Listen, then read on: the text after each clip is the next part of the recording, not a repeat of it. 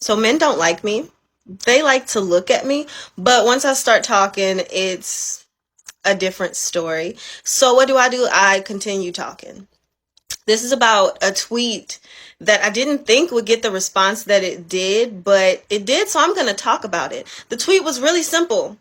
If a man believes that you'll never leave him, that means it's time for you to leave him. And I mean that. Immediately, don't wait, start planning your escape. And I'm going to be honest, while I am in a safe space now, your girl was toxic before. I didn't know that this was toxic. I just thought that this was how it goes because everything that I learned about dating was from men. I was taught about dating and got to watch it firsthand.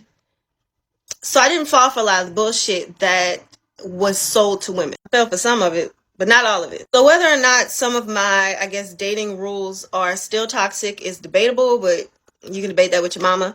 But my number one dating rule was so crazy. This is my number one dating rule. Never let them get too comfortable.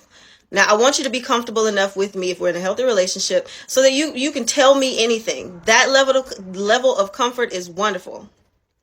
Never get too comfortable that you feel like I'm not leaving. Never believe that I don't have options. Never believe that we have kids, so I'm staying. We're married, so I'm staying. I've invested so much time and money. We live together, so I'm staying. None of it. And it's going to piss some people off, but y'all not dating me.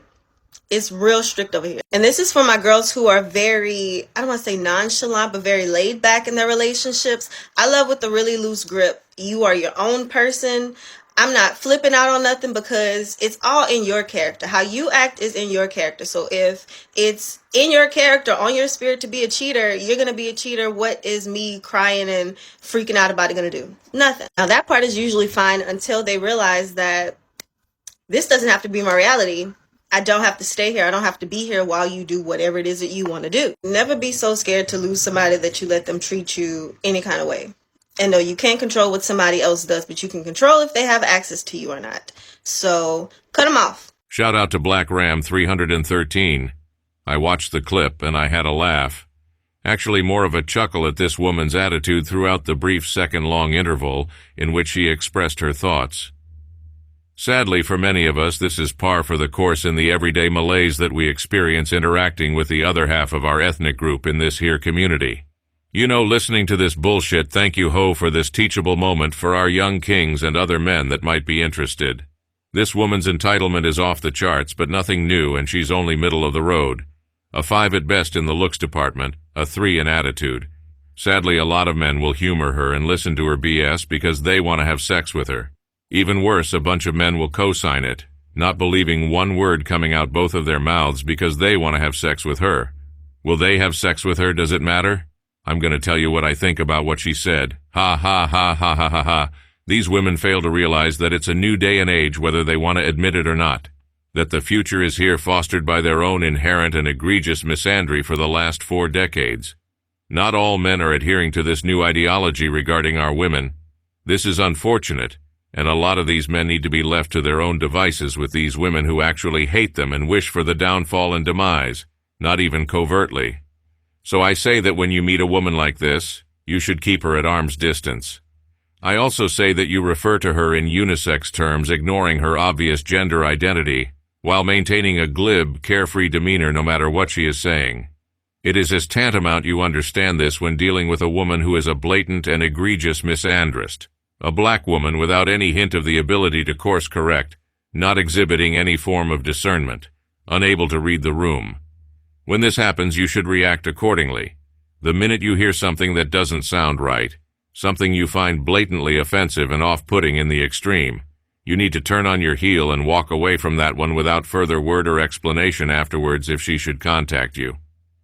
The reason you should do this is because these women do not learn anything that is not taught in extremes. It's almost as if you need to be a drill sergeant, just to have a 10-minute conversation that no man should put himself through that, for even the hint of her box. You have more women than men on the face of the planet, and you have a limited amount of time in which to find a suitable partner, at the very least, a suitable bedwench.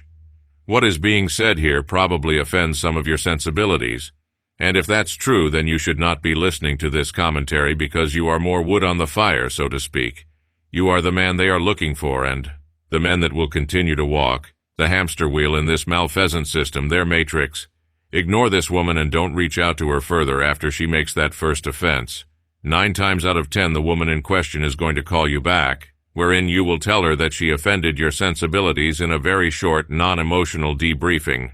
9 times out of 10, this woman's ego, which is insanely masculine, will go into overdrive, leading her to make overtures towards you, if she inherently thinks you're any kind of a viable partner, sexual or otherwise.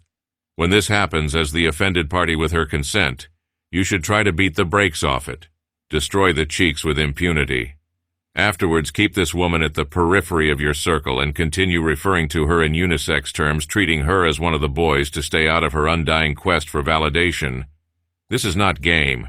This advice is not coming from a dating coach or program. Basically, what is being said here is that you have to get to a place in yourself fueled by your own self-esteem, that you truly feel that her box ain't worth shit beyond a brief moment of respite. This is not done to demonize anyone or objectify a woman. It is a reaction to the times that we live in and the presentation of a diminished femininity which has been traded for what these particular women think is power in this Western society. For you, the object of this is plain and clear. SYSBM means that you truly feel that whatever she has going on has nothing to do with you, to the point, that you can look her in the face when pressed and clearly say, "Fuck your pussy," and mean it. Simp culture is omnipresent in our ethnic community, and there is no real way to stop it, nor should you want to. Instead, you have to lead by example, by being unapologetically masculine and being everything you say and do in the face of a woman's expectations, which should not read on you in the least. This has been a teachable moment from the CLAPBACK 9000 and the Geek Underground. Assalamu alaikum. This message has been paid for by the Dusties. Yes, the niggas you love to hate.